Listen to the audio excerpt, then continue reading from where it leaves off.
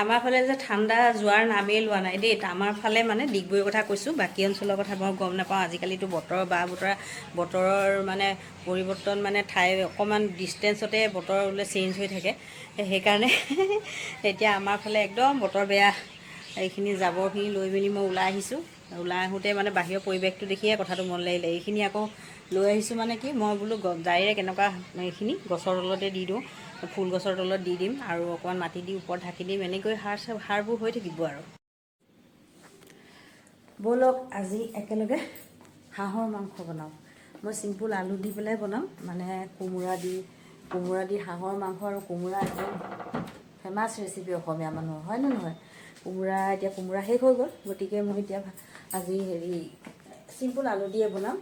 আৰু হাঁহৰ মাংস যেনেকৈ বনালেও টেষ্ট লাগে ন। আৰু এনেও হাঁহৰ মাংস মোৰ কেইবাটাও ৰেচিপি ইতিমধ্যে চেনেলত আছে। তথাপিও আমি যিবোৰ খাওঁ খাদ্য, তাৰে যদি ভিডিঅ'টো দি নাথাকোঁ আৰু কি, তাকে ইফাল সিফাল কৰি আমি সকলোবিলাক ৰান্ধনীয়ে কেতিয়াবা ইফাল সিফাল, কোনোবাটো মছলা আগত দিয়াটো পিছত দিয়াটো আগত, এক্সপেৰিমেণ্ট কৰি এনেকৈয়ে চাওঁ, নহয়নে বাৰু? তেতিয়াহ'লে ব'লক বনাওঁ আৰু বেছি লেকলেকাই নাথাকোঁ নহয়। তেল কমকৈ দিবলৈ চেষ্টা কৰিছোঁ দেই। এতিয়া ইয়াত আকৌ বহুতে ওলাব যে এইকণ তেলনো কম হয়নে? অৱশ্যে তেল হাঁহৰ মাংসত তেল নিদিয়াকৈও বনাব পাৰি। মই বহুতবাৰ বনাইছোঁ ইতিমধ্যে।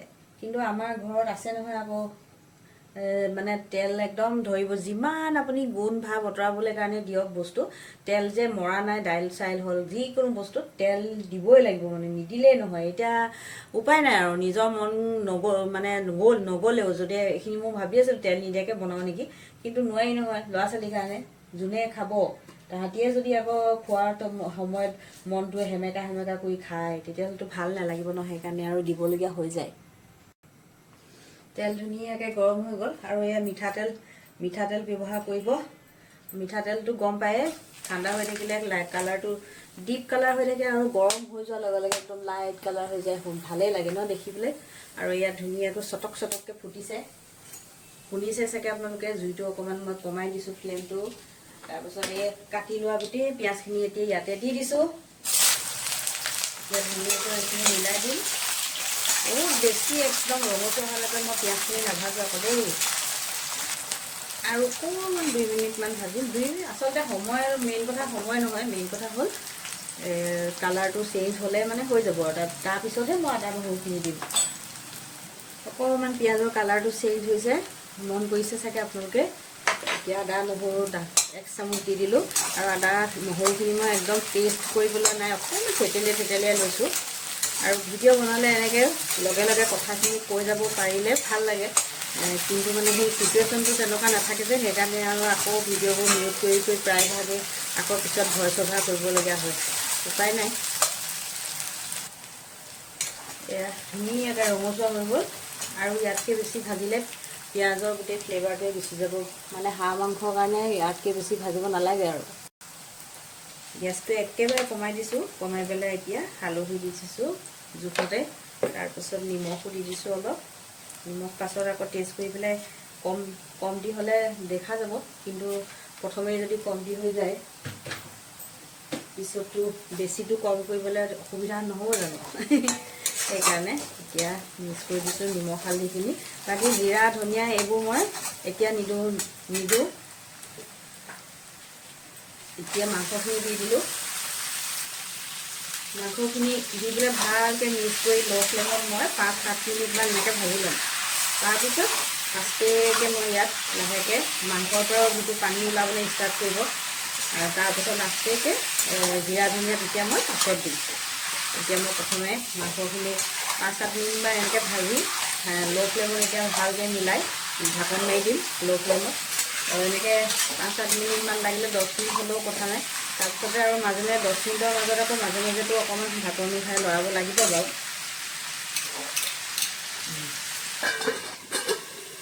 এতিয়া ল' ফ্লেমত দি দিছোঁ দেই।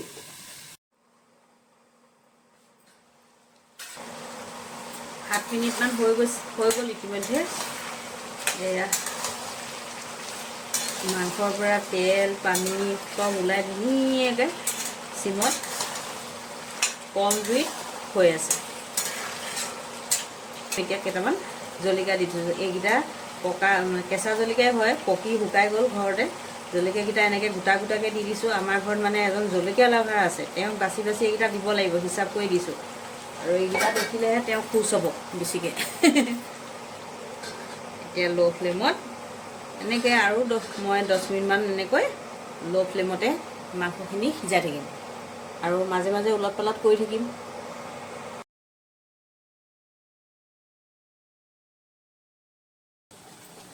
আধা ঘণ্টামান হ'ল ইতিমধ্যে মই এনেকৈ ল' ফ্লেমত দি ভাজি থকা।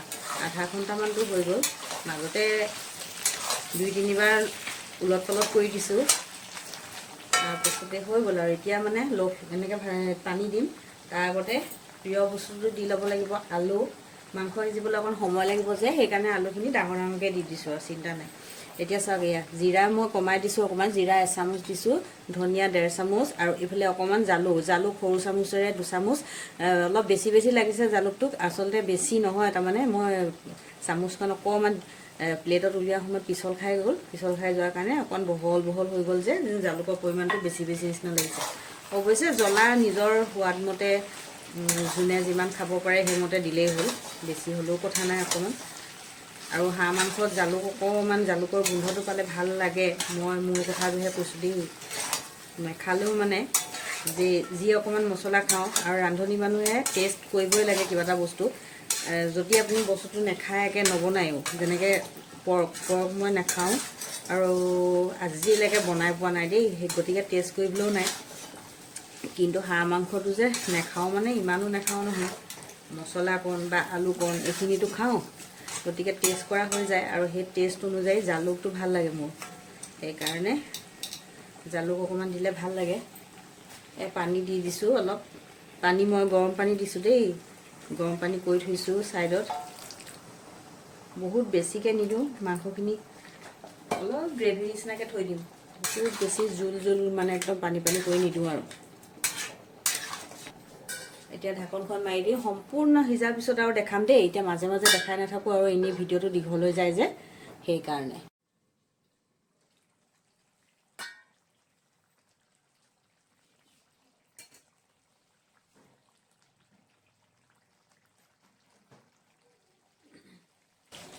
মাংস হৈ গ'ল, মই ইমানটো জোখতে থ'ম দেই, আৰু পানী নিদিওঁ।